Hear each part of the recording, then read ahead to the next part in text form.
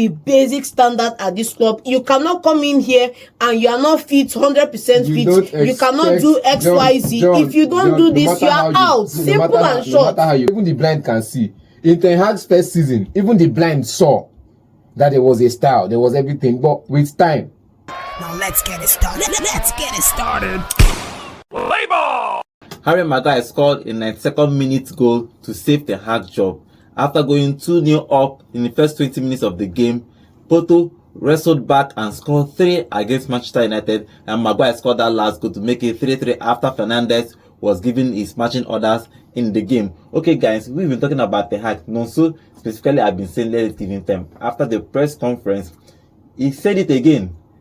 Wait till the end of the season to see what we are building. That's exactly what he said. He said we should give him the end of the season now. But let's talk about the game yesterday before we talk about what he said. I'll start with Nonso. If you look at that game, what are the problems of Manchester United? We know we've been talking about problems of Manchester United. Is it the defense, the attack? No, you're talking about the style of play.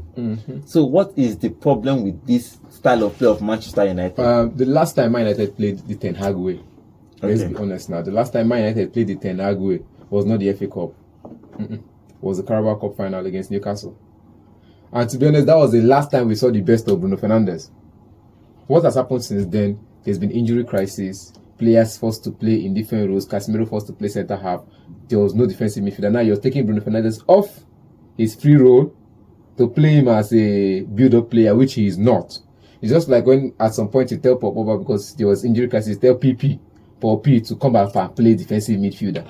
He go collect red card. He doesn't know how to tackle the ball. Even for the France national team, whenever I tell him to track back and tackle, he doesn't get it right. But when you give him that free role to make forward passes, he excels brilliantly. So I think that's one thing for Man United. They've not had that flair of players that they need in the midfield. The best legs they have now are aged players, Casemiro and Eriksen. So Mo, I'm always angry when I talk about Ten Hag, but I just believe it's all about time. Because the same Man United people said a PE teacher was not worthy enough. The PE teacher finished second with worse players than Ten Hag, because the PE teacher does not have Champions League winners on his side. The PE teacher does not have world-class players on his side, except for when they brought in Ronaldo. The PE teacher went on to finish second in the table, went to 7 straight finals in 3 years. Europa League, Conference League, everything league. He got the final. He just didn't touch the trophy. Ole Gunnar Solskjaer. So Ten Hag now has come. We said give him time. First year, we saw your pattern. We saw everything you need to do. Second year, injuries are hitting. Now, the third year, you're bringing in your players. And your players are, should I say, rather a bit... I don't know how to put it now. John, you know, they speak big English. Make I bring them down, make them understand. The players just reckless. And the English with that. They are just reckless. The mentality no day. Yes. If he did, he did. If he didn't day, he didn't day. The mentality for this players, he didn't day. I was on Instagram after the game. And you know, somebody that scored the second goal after drawing, this is in the game. You know what he went on to post? That he had to practice celebration for 6 weeks. Now wait till you come for Instagram, come post. After you lose that game, because that match for me was like a draw. So the mentality, Ferguson, you know, say, you play a draw like that, you give away a lead like that, you're not coming online to celebrate, because during Ferguson's end of his era, there were players, social media don't they? One of his players will come on social media to celebrate. You dare not. And your teammates will now come and start commenting on that. So if you are looking, John, if you look at that game, so what he's saying that is the mentality of the club, the players, but everything. It's the coach's job to change the mentality. We have seen it in clubs, even in Maresca. Even though he just started, but you could see that when he came to the press conference and said that I'm working with 21 players, probably he has entered the dressing room and told him, "See, I'm not working with you. I'm not a part of my plan. This people I'm working with." Probably he told them something that everybody is up. Everybody doesn't want to lose their place. If you look at that time, gradually he removed the players he didn't want, he brought the players, and everybody respect him. Do you think that Ten Hag is doing the same in this Manchester United, or is he babysitting this? Because it looks like he's babysitting them. If Rashford don't want to offend Rashford, or you don't want to offend this particular player, you are trying to accommodate everybody. Players like he's talked about, Ferguson, they don't care about any player. If either you are in or you are in. Pep does not care. We were talking about off camera, we were talking about Palmer. Palmer came to him and said that, please, I can't stay. I want first team football. I cannot guarantee you that. Do you want to go? He said yes. He said, go. And he won the Champions League. He won continue winning what he's doing. He does not care. So do you think that the problem is the club mentality or Ten Hag? For me, when you talk about Manchester United, you have to put things in perspective. I think that there is blame to be had on both sides. Blame to be had on the side of the board, Manchester United, talking about the board, talking about the way the team has been run, talking about the quality of work in the club. There's blames to be had on that side. There's blame also to be had in the footballing side with regards to Erik ten Hag and his players and the people around him. There's blame to be had there. But before we come to some of the more salient points we're having in this conversation, I just want to call out one thing, that whenever you see any club succeeding, there is what we call unity from the top down. 2 is that there is singleness of purpose. Everybody will agree on Everybody agrees that we are going in this direction. Everybody, if you are taking us away from this direction, you are out. If you are trying to take attention off the team and the process to yourself, you are out. You are shown the door. That's just what it is. So for me, I feel like at Manchester United, there is no clarity as to what is the basic standards. For example, I'll give you somebody that has a basic standard. In Arteta's first season, second season, before he got the players in he wanted, he was talking to the Aubameyang, the Lacazette, talking to the other players in the side that this is the basic standard. We fight for every duel. We fight for every loose ball. We do not concede goals carelessly. This is how we want to play. This is what it is. You either ship up or you are out. You understand me? So you communicate the vision. You communicate because we can talk about qualifying for top 4 all we want. We can talk about winning trophies. But if you are not doing the daily inputs on the pitch, on the training ground, if you are not winning the daily duels in the matches, if you are not putting in your reps, it's for want of all these little things that you go on a big stage like a game against Porto and you go and give up a 2-goal lead. You go and give up a 2-goal lead. And you now ask me, like, I feel Manchester United would have benefited more losing that match than drawing it. Oh, really? Because a draw covers up, gives somebody a safety net. How do you know when you are complacent? It's when you've been circling one mountain for too long and you feel, somebody now tells you. That's why, I think it's Patrick Bet-David that says that beware about people that praise you. And beware about people that criticize you, because people that praise you and praise you blindly can make you complacent. You feel you've arrived. That's what Arteta said. He doesn't want anybody to pat him on the back. Yes, he doesn't want any pat on the back. He wins the game and tell him he won the game. Simple. No pats on the back. If you want to criticize, yes, we look at your criticism. If there's anything there, we take it, we add and improve, and we move forward. Rather than you have people like Gary Neville and a couple of other old-time players, they're saying, give him time. Manchester United he's not the cause of the problem. The club have been in problem before now. Baba, you are the buck now. The buck stops at you. You should take the helm, the bull by the horn. This is the basic standard at this club. You cannot come in here and you are not fit 100% fit. You cannot do X, Y, Z. If you don't do this, you are out. Simple and short. No matter how you para-reach, no matter how you change and reach, you can't take away the fact that his first year, nobody even the blind, according to it, let me borrow from your dictionary now. You say even the blind can see. In Ten Hag's first season, even the blind saw that there was a style, there was everything, but with time. Shouldn't he be improving on the style? That's the thing. See, it's just like, I remember 2 seasons ago, whenever there's an injury crisis, every team complains. Now, I don't talk this thing before, I'll talk about he had to go touch everybody. Let's not forget that Ten Hag's first season, he still had Ronaldo. Ronaldo was banging the highest number of goals for the club in that season. Ronaldo has exited. Yes, they didn't want him. Ronaldo has exited. He's left without his chunk of goals, and now we are covering up with another excuse that injuries. Let's not drag you back, because we are dragging you back to Ten Hag's first season. In Ole Gunnar Solskjaer's last season, in Ole Gunnar Solskjaer's first 2 seasons, he went to Champions League quarterfinals, almost facing knockout, almost lost, did a comeback against PSG, and got a permanent deal, and took Man United to semi-finals and finals in Europa League in his first 3 years. Then in his last season, what happened? They brought in Ronaldo. The play, according to Ole, he said the play in Man United felt like they brought in, he made other people feel less important. I think bringing Ronaldo changed the way, Changed the dressing room, changed the atmosphere. It changed Ole's plans. It changed Ole's plans. Now, and he didn't change another it for manager, the better. another manager came in, father of Gengen pressing, the man that initiated the Gengen football, Ralph Ragnick. He came waiting to talk. He said everything at Man United is wrong. They need to change many things from the ground up. Now he was supposed to be given the job of what was it called, technical advisor, which means to advise Ten Hag. Why Ten Hag is the head coach. But what happened? Ten Hag came in and said they don't need him. And at that time, Glazers wanted him to stay. Even the Ineos team wanted him to stay. But because of the conversation he had with Ten Hag, he had to leave. Now he's doing a good job where he is, as Austria, getting them to knockout stages in the Euros. Yes, doing a good job. Now this is a manager that has seen. He's a manager that took Salzburg from where they were in 2011 to semi-finals or quarter-finals in 2011 Champions League. If somebody like that can take Salzburg to Champions League quarter-finals, semi-finals, what do you think he should have done with Man United's side? He's a good coach. He has a vision. Every manager that has come to Man United has something to say about the players. The Ineos, not the Ineos, the Glazers has brought in. That was all business for them. Nothing concerned them with what happens on the pitch. As long as they could sell tickets, because people want to see those players play, and they could sell jerseys.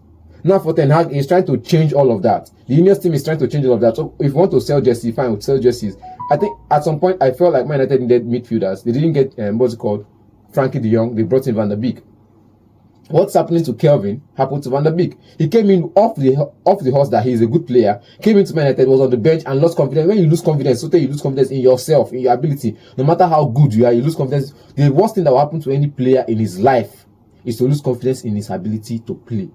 And that's what happened to Donny. That's what happened to many other players. That's what happened to Rashford at the ending of last season. He has lost confidence in his ability to play. Even yesterday when he scored, and we talk about the game try yesterday.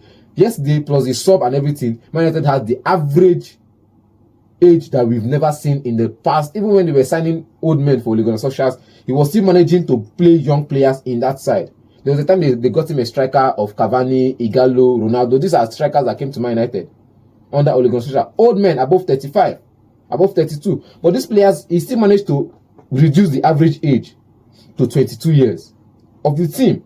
Under Ten Hag, you're playing against a Porto side, you're playing an average age of 39.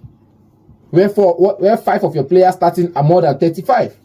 You know, and valid points all around, but I just want to chime in this fact that, at a certain point in time, Ten Hag has to look himself in the mirror and say, if I'm asking these people to give me to the end of the season, what are those things that they are going to say, okay, look at what he's done, let's give him time.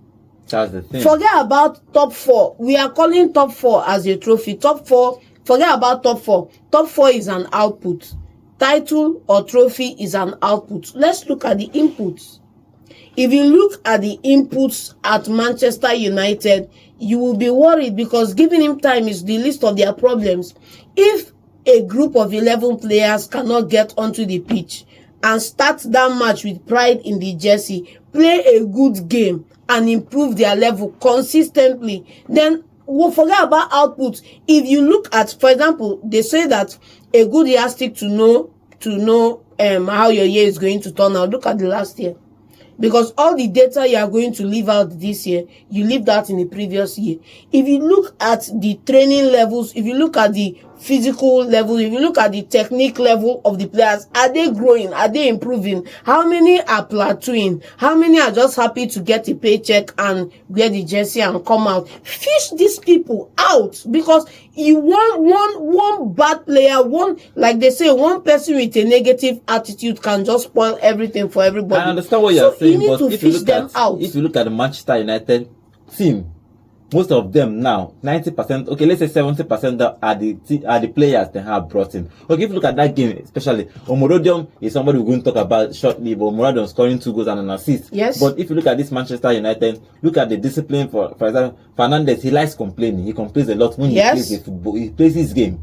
But I don't really think about him dropping deep, trying to help build up play was the problem.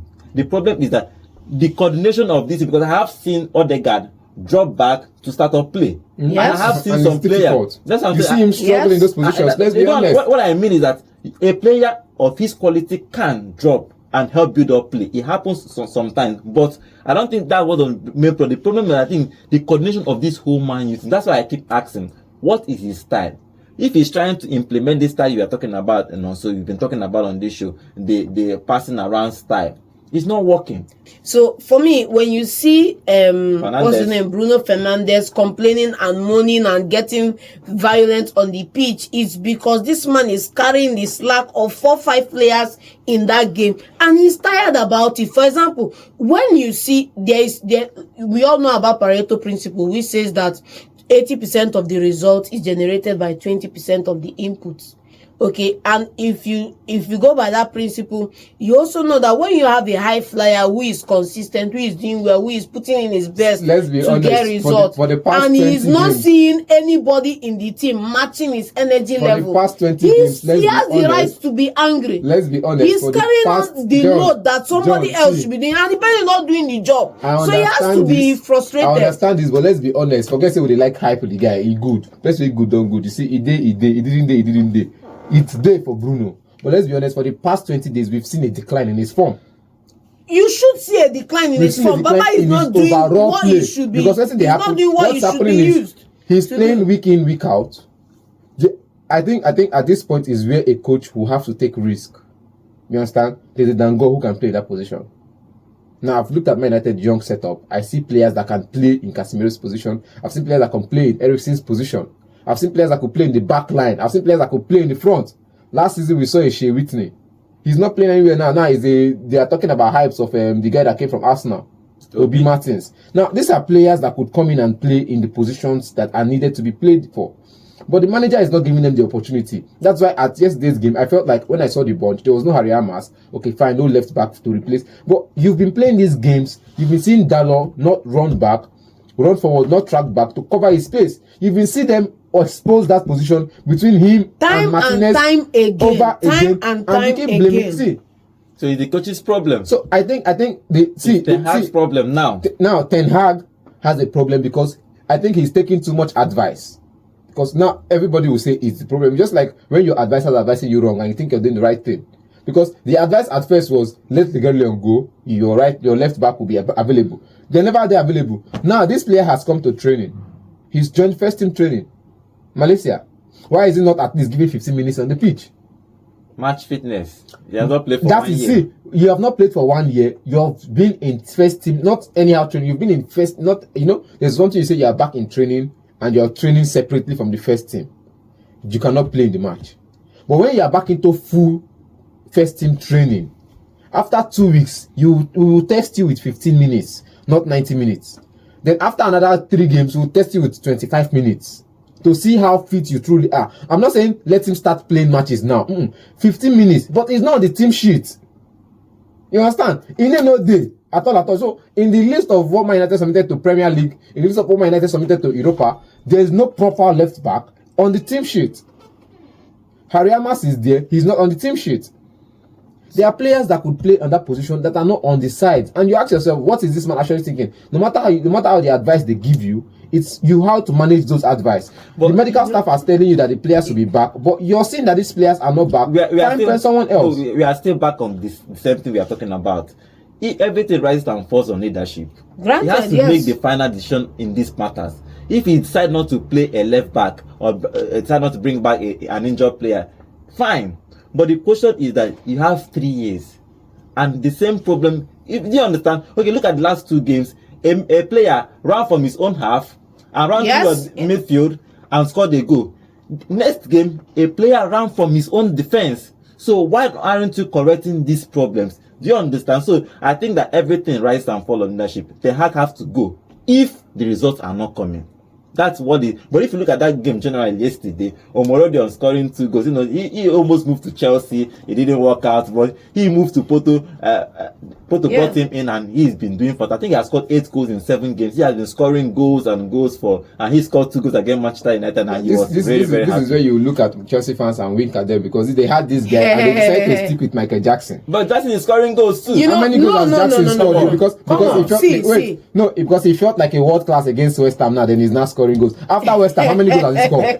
See, see. what No. Christopher is scoring the goals, not Jackson. Please don't put Jackson in the conversation. Christopher is scoring the goals. Nkunku. Yes. Nkunku is not starting in the Premier League. Whenever he comes in, he scores. Against what's it called, Crystal Palace, he scored. Against Wolf, he scored. Against the other team, he scored. Okay, but Omorodion now is one of the players they could have gotten to be that out and out 9. Yes, I agree. But look at the situation right now. Omorodion getting 2 goals yesterday, getting an assist as well. At the full time, he was almost in tears because the game ended at a draw and he didn't get the plaudits he was supposed to get. But I think he's a fantastic striker. Chelsea will be kicking themselves, if not publicly, maybe at the back door, that they didn't get this guy in, because if you have an Omorodion, you have a Jackson, you have an Nkunku, you have a better looking forward line than if you had this, you lacking him now, because what happens? Felix, come on, man. Felix is not a striker. Come on. Felix should be playing second fiddle to Palmer. There are names you call, and you just laugh at the names, because Felix now is a player that, okay, he can play alongside Palmer. He could play to bench Palmer. He could compete with Palmer in that position.